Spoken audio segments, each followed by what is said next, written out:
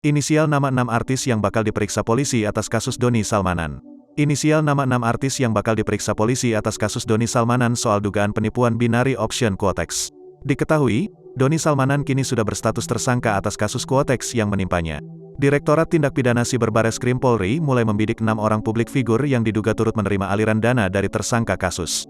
Nanti akan kita lakukan pendalaman dan pemeriksaan terhadap Saudara MH, Saudara DM, Saudara MR, Saudara FR, Saudara DS. Ujar Direktur Tindak Pidana Siber Bareskrim Polri Brigjen Asep Edi Suheri di Bareskrim Polri, Jakarta Selatan pada Selasa, tanggal 15 Maret tahun 2022. Asep menuturkan nantinya ke-6 publik itu bakal diperiksa sebagai saksi. Rencananya, seluruhnya bakal diperiksa pada Jumat hingga Senin pekan depan. Rencananya hari Jumat besok dan Senin minggu depan, jelas Asep.